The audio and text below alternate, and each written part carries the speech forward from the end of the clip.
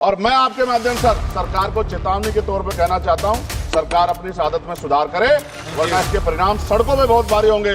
अगर मुसलमानों को, दलितों को आप लोग निकालने के बारे में सोचोगे और उनकी धार्मिक आस्था का अपमान करोगे तो ये हम लोग किसी कीमत पे बर्दाश्त नहीं करेंगे। अभी जेब कटाई हुई 2800 रुपए का टिकट है सर, इलाहाबाद का 56,000 रुपए का था सर। मैंने मंत्री जी से कहा, तब जाके उन्होंने संज्ञान लिया, तब आधे रेट हुए। इसलिए कह रहा हूं, धर्म के नाम पे धंधा और लूट नहीं होनी चाहिए सर। मैं जातिगत जनगणना से शुरुआत करूंगा, जिसकी देश को जरूरत है, क्योंकि जनगणना होगी तो आंकड़े आएंगे तो जो बजट दिया जा रहा है वो सही तरह से लोगों तक पहुंच पाएगा, उस बजट का लोगों को फायदा होगा। दूसरी बात, अयोध्या में 3 दिन तक पुलिस ने कार्रवाई नहीं की, इसका खामियाजा एक बेटी को अन्याय के रूप में उठाना पड़ा और मुख्यमंत्री जी यहां खड़े होकर राजनीतिक स्पीच में उस बेटी के अपमान का तमाशा बना रहे थे। ये बहुत दुखदाई है। साथ साथ कुंभ में जिनकी जान गई उनको मैं श्रद्धांजलि देता हूं और मुख्यमंत्री जी को आपके माध्यम से कहता हूं कि वो सूची दे दे तो मुआवजा सब लोगों तक पहुंच जाए। बहुत अच्छी बात है। एक आईना सर मुझे दिखाना है देश भर की सरकारों को।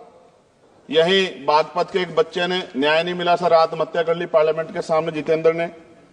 परभनी में बाबा साहब अम्बेडकर की स्टैचू तोड़ी गई सर, वहां सोमनाथ सूर्यवंशी को पुलिस ने मार दिया सर।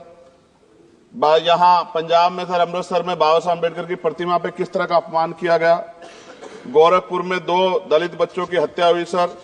सूरत में एक दलित बच्ची को फीस ना चुका कारण अपमानित किया गया, उसने सुसाइड कर लिया सर। झुंझुनू में राजस्थान में एक बच्चे की पिटाई की गई मटकी छूने पे सर दोबारा। कठुआ जम्मू में सर एक नाबालिग बच्ची का सामूहिक बलात्कार किया गया सर। साथ साथ सहारनपुर में भूमाफियाओं ने शमशान की भूमि को देवबंद में सर जबरन कब्जा करने की कोशिश की, गोलीबारी की सर। आजमगढ़ में सूरज की हत्या सर हो गई और पुलिस बचाने काम करे अपराधियों को।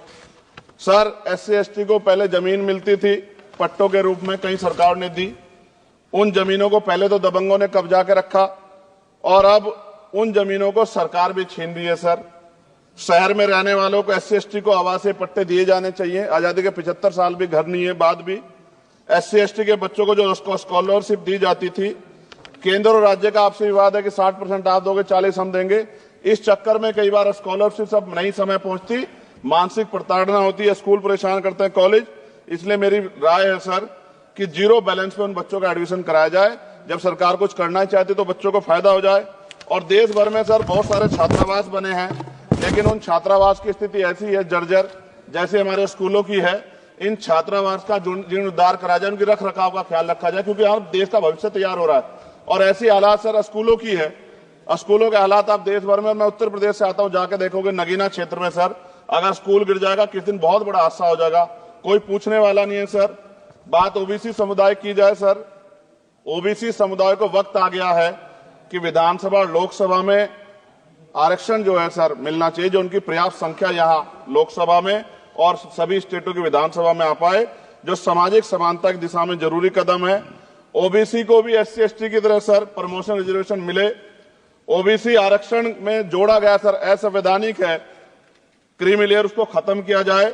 सरकारी स्वायत्त संस्थानों में भी सरकारी विभागों के समतुल्य पदों को चिन्हित किया जाए तथा उनकी समतुल्यता स्थापित की जाए, ताकि इन संस्थानों में कार्यरत OBC कर्मचारियों के बच्चों को भी आरक्षण का लाभ मिल जाए। सर पत्रकार सुरक्षित नहीं है। पत्रकार मुकेश चंद्राकर की सर भ्रष्टाचार के खिलाफ आवाज उठाने पर हत्या की गई सर।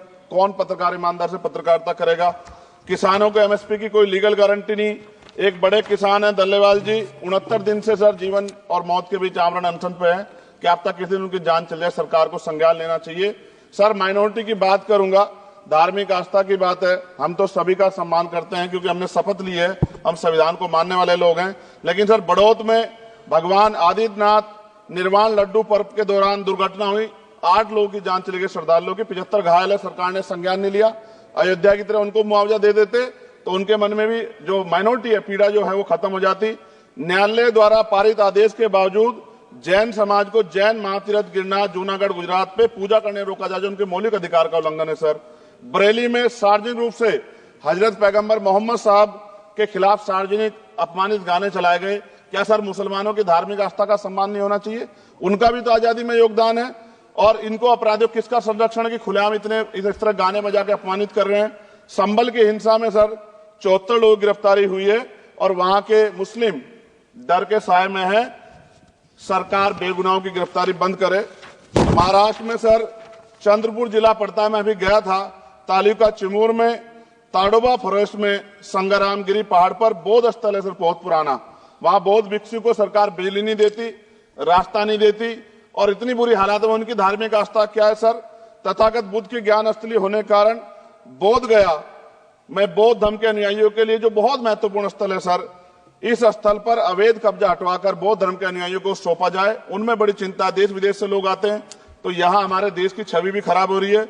और अभी 12 फरवरी को सदगुरु रविदास जी महाराज की जयंती है और 14 अप्रैल को बाबा साहब अम्बेडकर की, 11 अप्रैल को राष्ट्रपिता ज्योतिबा फुले। इनको मानने वाले लोग नए कार्यक्रम करना चाहते हैं।